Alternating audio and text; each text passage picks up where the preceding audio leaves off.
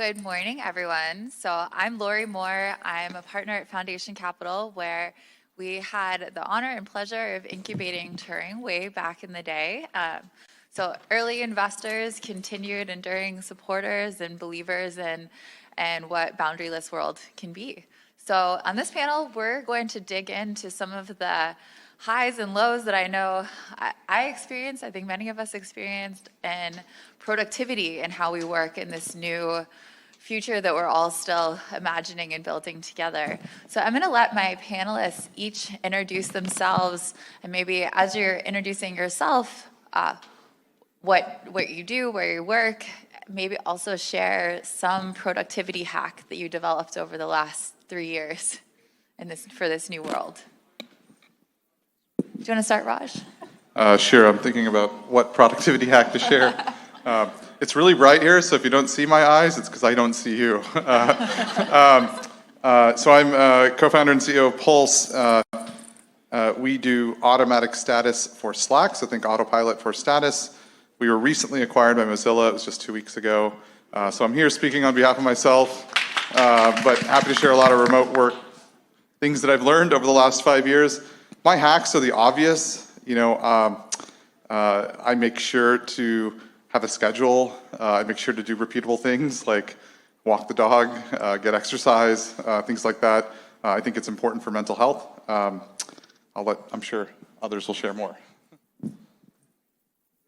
All right. Hey, everyone. My name is Ankit. I'm co-founder and CEO of Aviator. We are building a developer productivity platform to help some of the large engineering companies be able to scale their engineering teams. We are also a completely remote-only company today, like every other company today. And obviously we work with a lot of Fortune 500 companies, understanding their pain points of developers and how we can actually resolve them. Typically, we focus around developer collaboration and identifying where are the bottlenecks in the company. My remote hack is actually every morning I take a small walk outside my house, which helps me one, get into a little bit more work mode, but also help me actually plan the entire day, which is kind of in some ways for me to get from my home mode into the work mode. So that has been super helpful for me. And I'm going to pass it on to you. Hi, everybody. I'm Kate Judson. I'm at Adobe. I'm part of the employee experience organization. So I help take care of our 28,000 employees across 40 different countries. And my team has been tasked with helping shepherd the company from an office-based culture pre-pandemic to now really leaning into flexibility and a hybrid and remote model. My workplace remote work hack, I have to say, it'd be reliable childcare.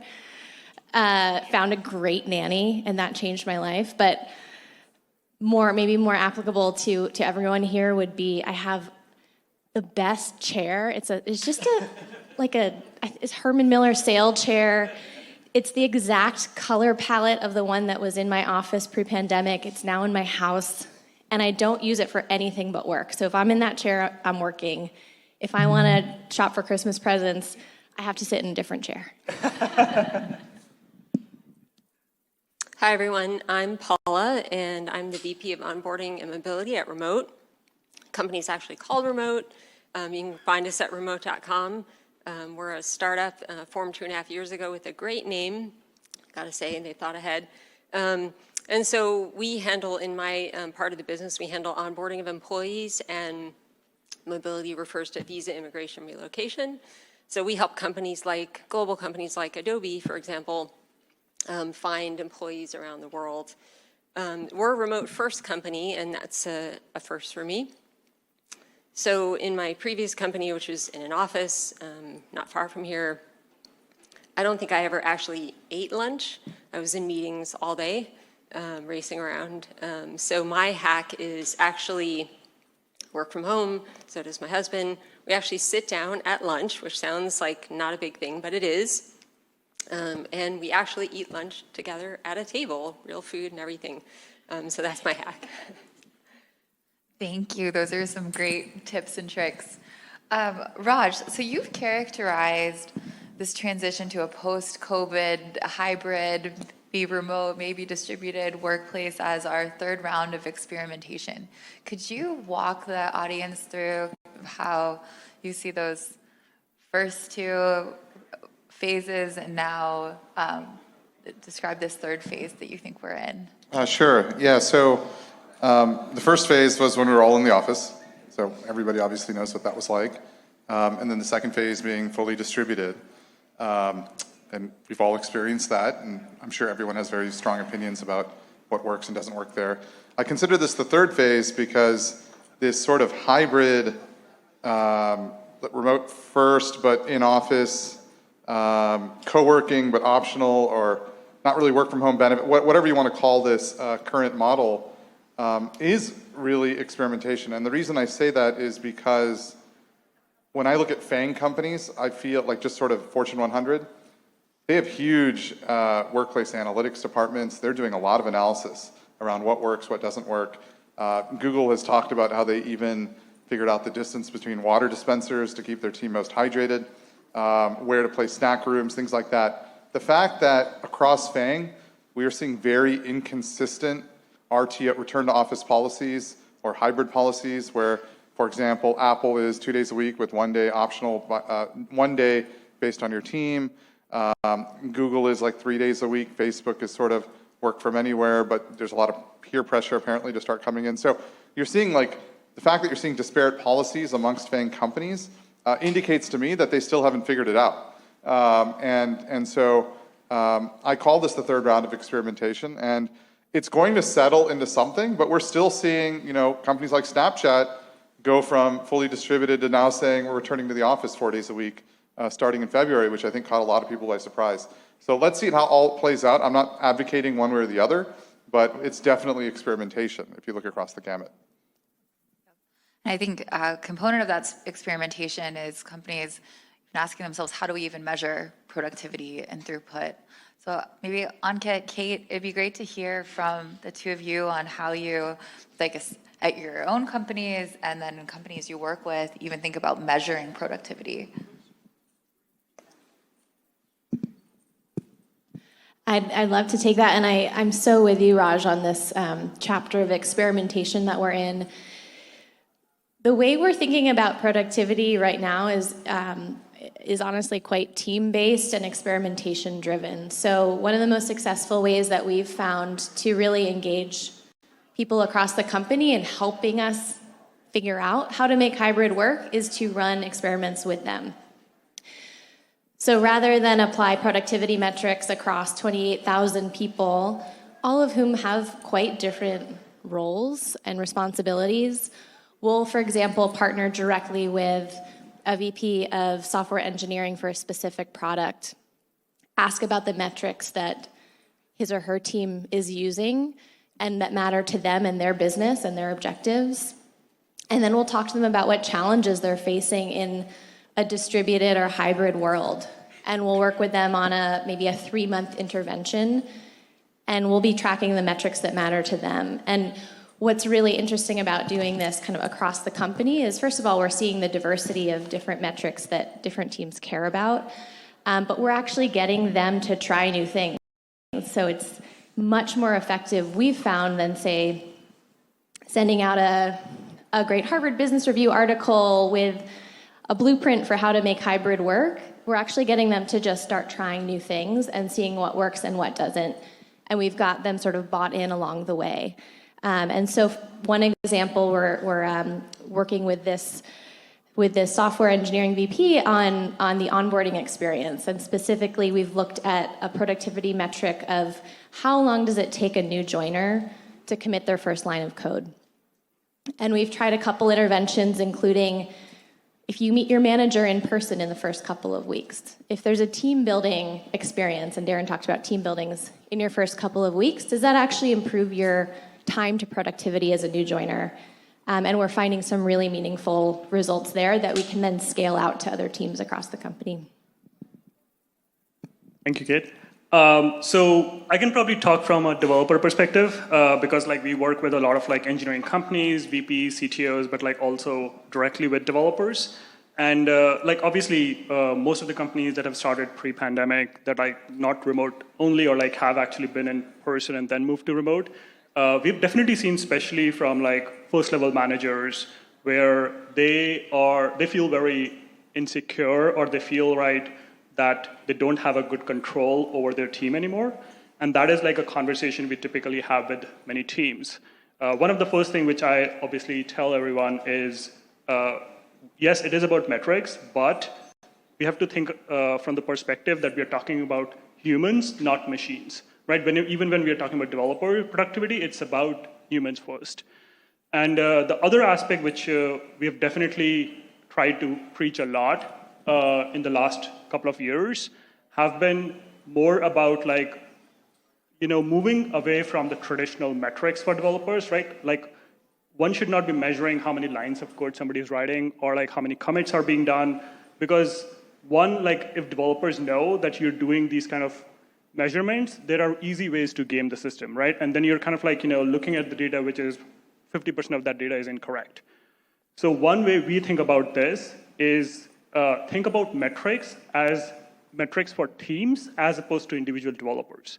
So where now we think about like, okay, what are like the inefficiencies for developers? Like where are like, how are teams getting bottleneck? And I think the other aspect that we also talk a lot about is even before metrics, kind of like even before going into like quantitative metrics, think about qualitative data. So one thing we also recommend teams do is actually like focus about like developer happiness. Because like in a remote team, you have to trust developers to actually like do their own work and like be motivated. And what as an engineering manager or as a leader you can do most to help your team is actually make them happy, right? Like think about like what are the frustrations in developers' workflows day to day and try to figure out like how do you actually resolve those.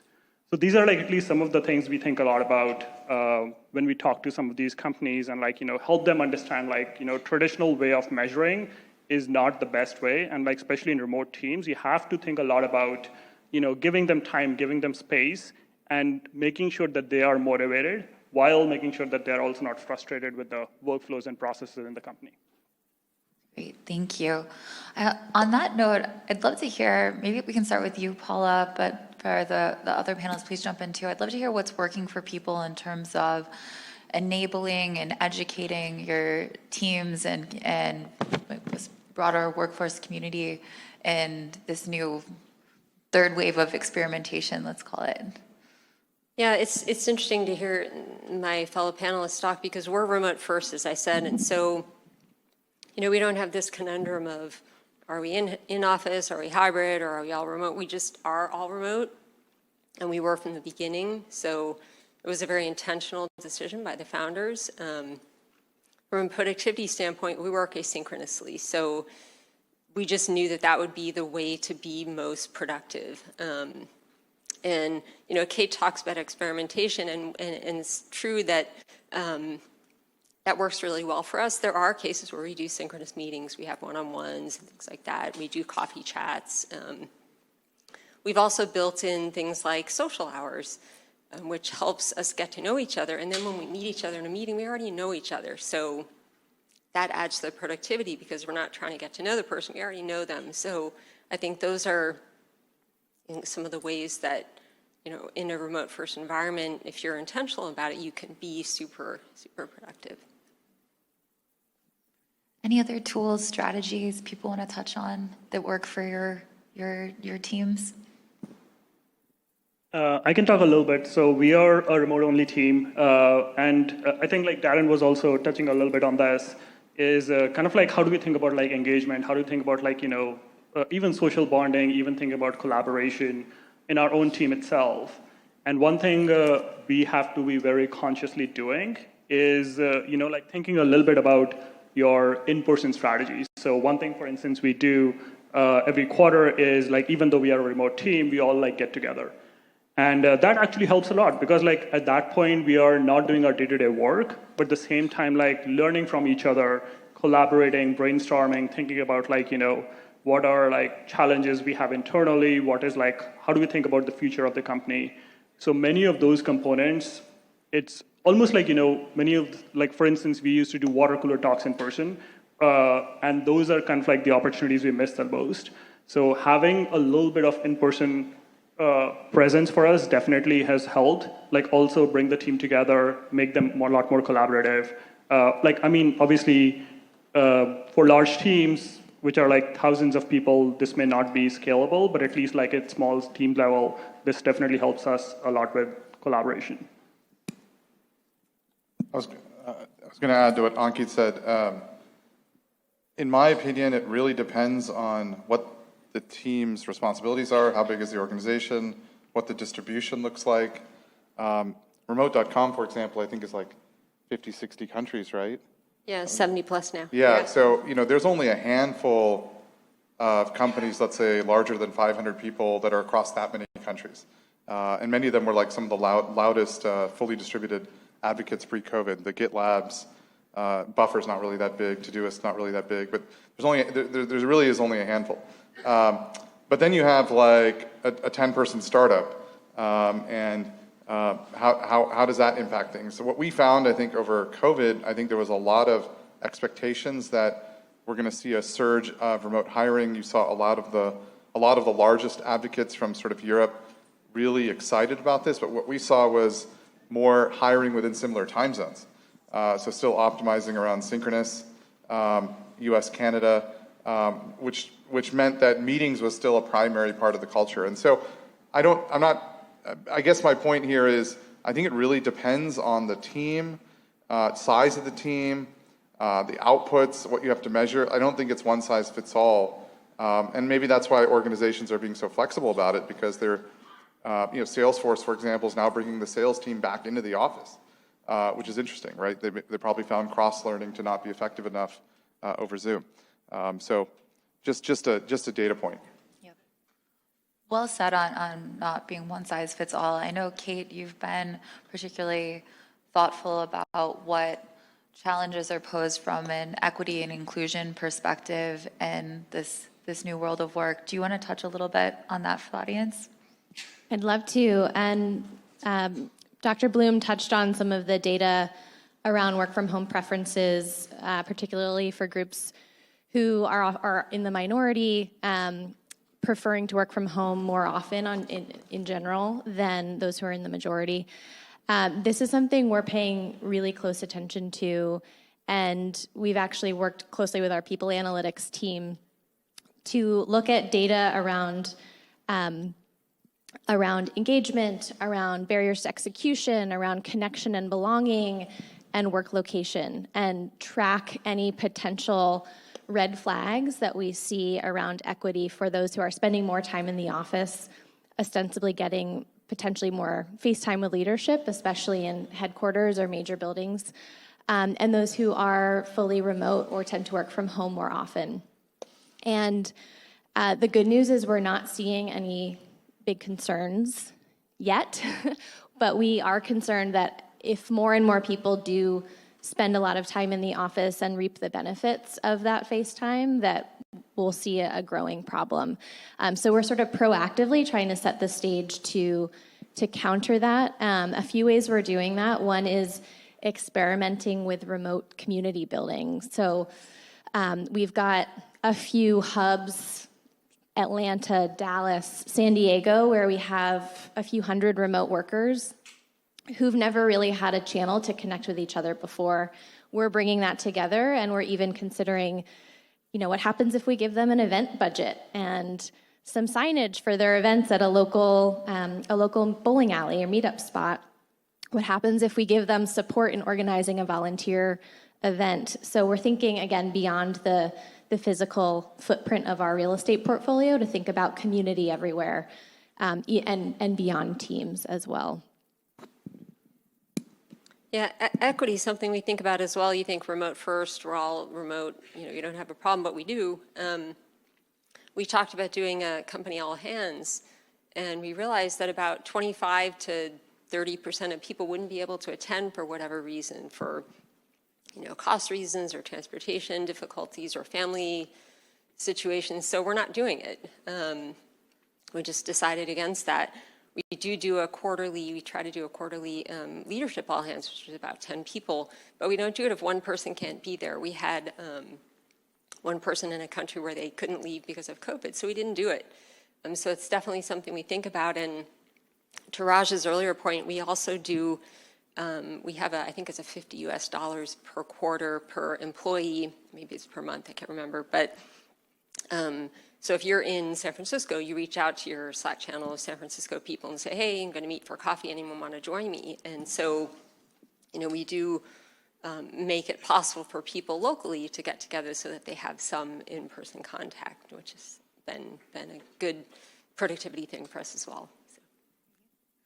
So on our panel, we have leaders who've had to lead their organizations from being dominantly in-person to remote, and some of you have actually done both, also done designing an organization from the ground up as remote first. Can you talk a little bit about, I guess, and I think in our audience, we also have a range of builders and leaders who are at fully remote organizations or still in the process of transitioning their organizations. Can you talk a little bit about the intentionality of tools and systems for productivity that you might put in place you start remote first, or in the change management case, what new tools and systems or enablement strategies need to be built? Maybe Paula, do you want to kick us off, since you've done both companies that have transitioned and one where you're remote from 0 to 1? Yeah, that's right. I think you talk about being intentional or planful, and we definitely decided on a set of tools and a way of working. How are we going to build and deliver our product and services? How are we going to communicate, internally, externally, like I said. And what we found is that the tools we use are changing, and they're changing all the time. And so I think Kate, you touched on being flexible, and I think that's really important, because new tools and new ways of working are continuously coming out. And so we started using Loom, for example, which is something we hadn't before, and that's just really a useful way to communicate. And we started using Slack Huddle more that we hadn't before. And so I think realizing that the way you're working is going to have to evolve as tools evolve and the world evolves, I think is, don't say, okay, we're going to do this and that's it, and don't settle on that. Realize that you're going to need to continuously evolve. I was going to add, I think we're all benefiting. Ourselves are becoming more multiplayer. So, Figma is probably a good example. Relevant to Adobe here, but just the fact that people can collaborate at the same time, and that's happening pretty much across the productivity stack, which is great. I think a good starting point, pretty much in remote work culture, beyond the obvious, which is like messaging and meeting, video conferencing and whatnot, is note-taking and just sort of a document-first culture. So capturing notes in general, having good process around that, but also public first, which is very different to private first, which is a different way of thinking about things. So more transparency. Is there reasons this document shouldn't be visible to everyone? And so you obviously have things like Notion, and you have other things similar to that, but that model, I think, helps with knowledge discovery, because you do have people in different time zones, and so to some extent you are asynchronous. I completely agree with the points made here about technology and digital tools, and I'll just speak a little bit to the office as a tool. Adobe has 80 offices in 40 different countries, so we still have a massive real estate footprint, and the way people are using offices has obviously changed.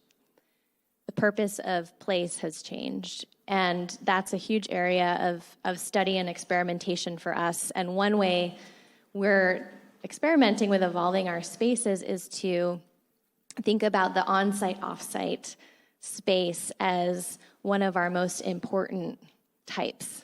So those remote teams who come together once a quarter, or the globally distributed teams who come together once a year, it's a massive investment to fly people together and to spend 4 or 5 days together. And I think there's a new appreciation for how much thought needs to go into how that time is spent and how the space can support that. So we're looking at even holistic programs to support that, where you've got the space you need, it's set up in the way you need it. You've got a really strategic food experience, a well-being experience, a music experience, a facilitator who's been briefed and preparing for this for weeks to make sure that you're using the most, or using that time as productively as possible, and really finding ways to establish connections and build trust in a way that's a little harder on a screen. I think going back to tools a little bit, also kind of like even examples of like Raj, your Pulse, where, you know, like thinking more about how companies think about, or like developers think about like, you know, focus time, or like not just developers, right? It's for everyone. I think one aspect to think more about, and I think Paula, you also alluded to that, is just like asynchronous work, where, you know, some people will be very focused in the morning, some people will be focused in the evening. You may have to like, you know, parent may have to go pick up their kid from the school. So I think there are a lot of tools now emerging that is helping these teams be able to do work more asynchronously, more independently. Like even we actually like focus a lot on similar tools where we build a lot of automation to avoid having developers in our case, be able to kind of like have to do a lot of things manually. But like also even with asynchronous work, the other aspect of this is like even how you use tools is important, right? For instance, I mean, everyone is now familiar with Zoom fatigue, where you spend a lot of time in Zoom meetings and like by the end of the day, you're feeling like crap. So one thing which we also do internally in our company is we have like essentially very specific meetings that we do camera off, or like we do it on huddle. So I think that you have to be also conscious about how you use those tools, and like also give space for people to be able to be more productive in their own preferred time. These are great ideas. I want to turn it over to our audience to see what questions any of you may have for the panelists. And it is pretty hard to see people, so I'm going to ask for help from some maybe. Okay, great. Thank you. Kind of continuing that discussion on the tools. I think we've all had the experience where your audio works out, or there are dogs and kids in the background that are making noise. Is there anything that you guys your companies are doing to address kind of the home professional office space? And maybe for extra credit, what has worked and maybe what hasn't worked? I mean, we allowed people to buy the equipment they needed, so chairs, desks, stand-up desks, foot, pads, all that kind of stuff. So just being super flexible about that. And also, I think there's an aspect of being understanding, because when you're global, not everybody has access to the same Wi-Fi. We've had some countries where we have employees where there's electricity issues, brownouts and things. So I think providing as much as we possibly can and then allowing some level of flexibility and understanding is super important. One thing Adobe provides, which has been extremely popular, is an ergonomic assessment, so a free consultation with our ergonomics expert who will evaluate your workspace and help. And obviously that's so connected to productivity.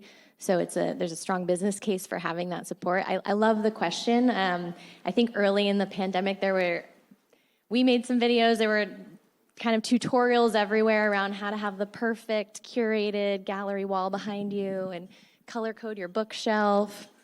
And that's fallen off a little bit, but I could see more attention being paid to that. And interestingly enough, there's some policies in certain countries that are looking at requiring reimbursement or helping people fit out their home office. And I see that probably happening more and more around the world over the next 5 or 10 years. Well, just one other note I'll mention that we did that it's been a lot of fun is we give each employee a VR headset when they start. And so that's really fun. And so we have events where we use Rec Room or whatever. And then for people who don't want to, we use the Zoom room. But that's just kind of an extension of the office that we found to be super productive and a lot of fun. Yeah, I think we also provide like similar tools for people. Like obviously, like having a great internet is obviously something which is important. I think the other aspect I would say is we, especially as a remote team, are getting a lot more comfortable with like getting to know people better, just because like, we are actually almost in a way looking in their home as well. So like, sure, like they're wearing pajamas, like that's totally fine, right? Like, and you're kind of like seeing a little bit of messy room, that's totally fine. So you get to know a little bit more people as like humans, and I think that also helps us like, get more comfortable in that work environment. Any other questions? Thank you. I had a question. So I had this thesis which I wanted the panel's thoughts on. So what I've started doing from around the Feb or March of this year is I use WhatsApp for all my audio, video, and text virtual sync and async communication, in that I don't use email or Zoom or Slack or all of those, but use WhatsApp instead. And I wanted to get you people's thoughts on it. Like, is that a thing? I can comment on that, just because we were building stuff for all the different sort of messaging tools. Absolutely. We ran into teams using Discord, Slack, Microsoft Teams, WhatsApp. A lot of people use Zoom Team Chat itself. People use Google Workspace Chat. Some people use Signal, Telegram. Depends on the size of your team. I think one disadvantage of WhatsApp and that kind of tool is how much value you ascribe on a distributed team to having a knowledge base. So having public channels and making that searchable. Obviously, there's advantages to using a proper digital office kind of tool. But a lot of the small teams that we used to interact with, some of them on our wait list or at the time, 5 or less, 10 or less, they might be using WhatsApp. We probably have time for one more question, maybe two. Perfect, I get to squeeze in. So Paula, I think you touched upon this a little right here. I can stand, yeah. So I think you touched upon this a little bit. You talked about AR as one of those tools that can bring teams closer together. But I think surprising that it's not been emphasized a whole lot. So would love to hear your experiences about how the team's been using it.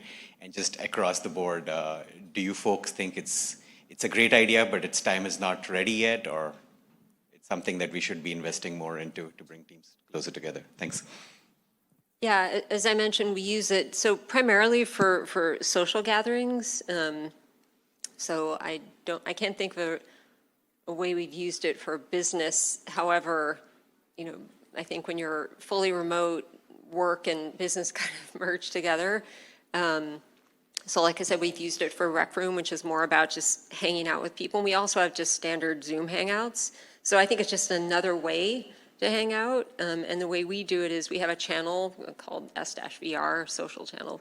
And somebody will get on there and say, hey, I'm going to do a golf game or I'm going to open a Rec Room. Who wants to join? And people just sign up. And that's the same way we do, coffee chats and Zoom. So I think it's just another tool in our arsenal to the earlier question and to echo what Raj said. For us, it's about we use whatever tools work for us, and people have their favorites and people have tools for certain reasons, and that's okay. We do watch, costs of all these tools, but I think, yeah, we're using it where it's appropriate, if that helps. I would add real quick, like during COVID, there was a absolute surge of virtual offices. I'm sure everyone in this room has played with one at some point, whether it's Gather.town, Branch.gg, even Hopin has like a networking interface, Kumo Space, Teamflow HQ, there's a bunch of them. A lot of delight seeing your character on a screen. It could be a 3D space like AR, VR, but even the 2D space, little map, move your character around. We've seen that category had a super surge during COVID, also has had a huge drop as return to office has been happening. I don't think the tools can make up the feeling of being in person, so it's how best you can try to recreate that experience. But they have been predominantly for events, like whether it's internal training or whether for social hours is what we saw in terms of usage. Well, with that, I think let's thank our panelists for the really insightful, fun discussion. Thank you. Thank you, Laura.